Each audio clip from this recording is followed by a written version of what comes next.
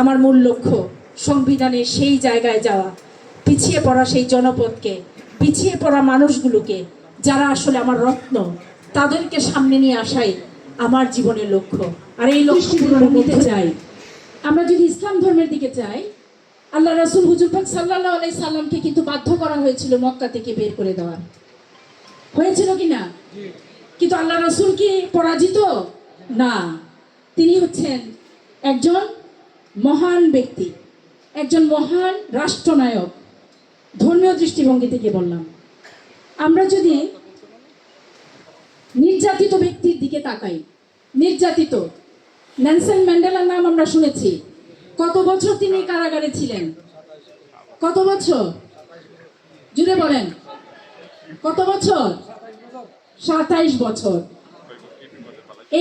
এই 27 বছরে নেলসন ম্যান্ডেলার উপরে যে ব্যক্তিটি প্রতিদিন তার তৃষ্ণার্ত গলার মধ্যে, খেয়াল করবেন, তার তৃষ্ণার্ত গলায় জেলখানার ভিতরে যে পুরুষটি প্রতিদিন প্রস্রাব করত কিন্তু পানি দিত না, তিনি যখন প্রেসিডেন্ট হলেন, সেই ব্যক্তিটিকে তিনি একদিন একটি রেস্টুরেন্টে দেখলেন যে খুব দুর্বল অবস্থায় সে হাঁটছে।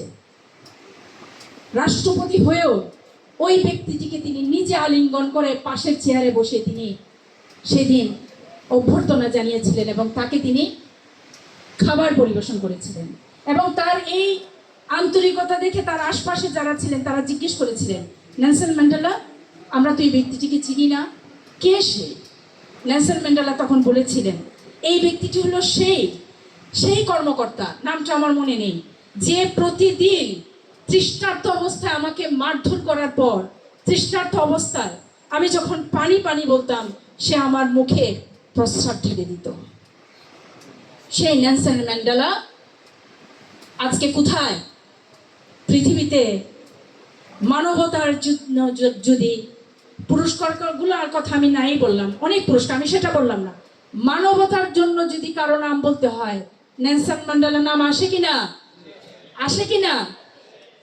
সর্বশেষ বঙ্গবন্ধু শেখ মুজিবুর রহমান, যাকে বাধ্য করা হয়েছিল, গ্রেফতার করা হয়েছিল কত তারিখে? 25শে মার্চ। এই গ্রেফতারকৃত ব্যক্তিটি